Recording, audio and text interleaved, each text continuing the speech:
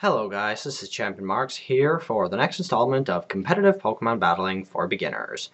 Today in part 2, we're going to be going over basic team building for your competitive teams. If you haven't seen part 1, you should go watch it because you may not understand all the stuff talking about in this video.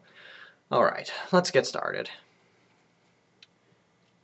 First thing is the tier you're battling in is going to affect a lot of the Pokemon that you use on your team, because depending on the tier you battle in, you won't be allowed to use certain Pokemon, because you are not allowed to use Pokemon that are from a tier higher than the tier that you're battling in.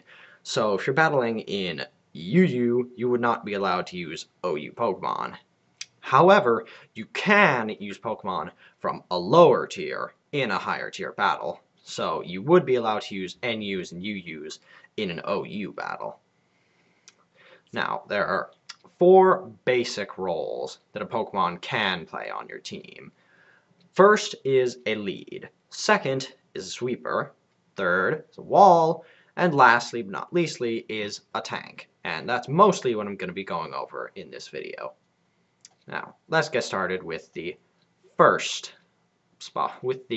first role that a Pokemon can play, the lead.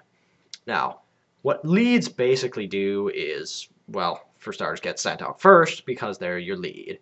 And what they can do varies depending on what kind of lead it is. Leads can be anything from really frail Pokemon with focus ashes that are just designed to do what they want to do, then smack really hard hits at the opponent. Other leads can be more bulky, where they can actually take hits, be switched out, and come back in later. And there are also 2 special things that only leads like to do, which is the anti-leads, which is Pokemon you throw out first that are designed to kill off other people's leads, and the suicide leads, which is basically they do what they want to do, then they kill themselves with a move like Explosion.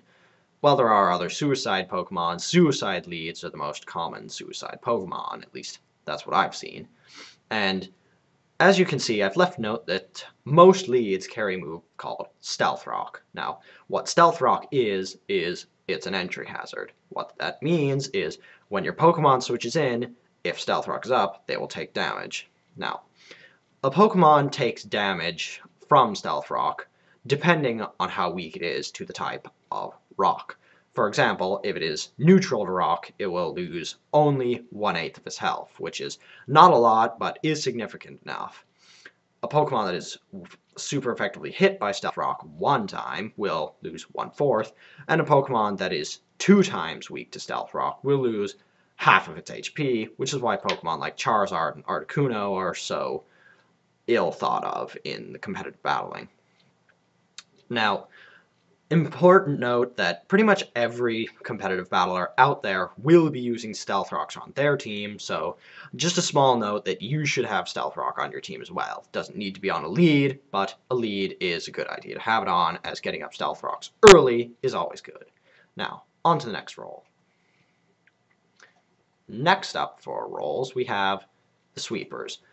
Basically the powerhouses on your team that are designed to just do massive damage to the opponent and try and take out as many of their guys in a row as possible.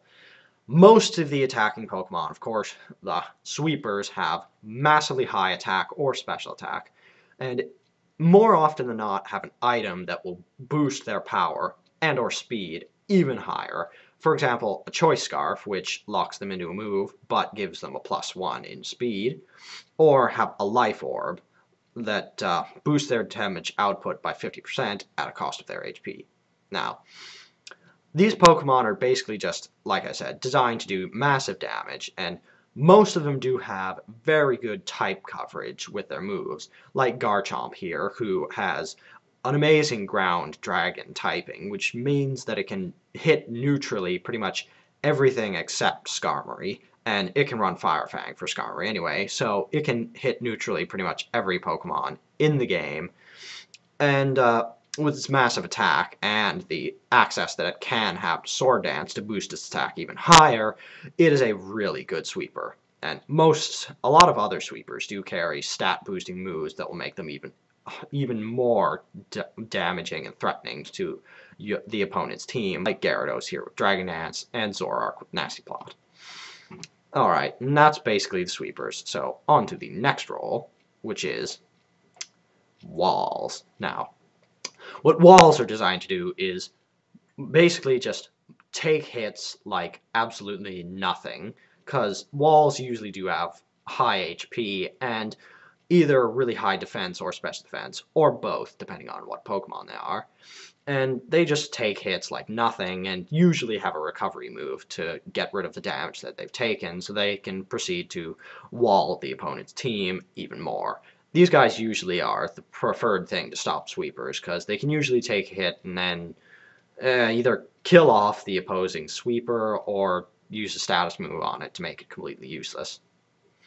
Now, most of the walls do enjoy carrying support moves like the status-inducing moves, Thunder Wave, Will-O-Wisp, Toxic, and other support moves like Wish, Screens, and any other number of supporting moves, whereas some others actually like to double as sweepers while having setup moves that boost their defense and attack, like Suicune here with Calm Mind, and Torterra here with Curse.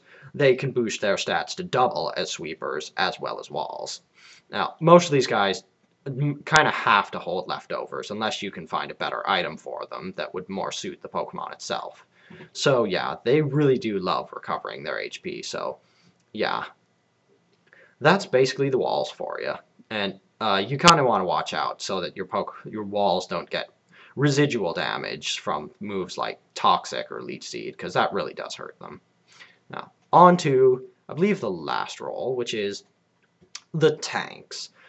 Basically, the most underused role Pokemon, as tanks are not very useful, but if you do know how to use them, they can be incredibly powerful members of your team.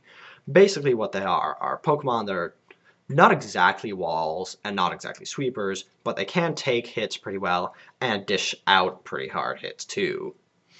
Now, these guys, also like the sweepers, can carry stat boosting moves like Excavalier here with his Sword Dance, making him one of the most hard-hitting attackers out there.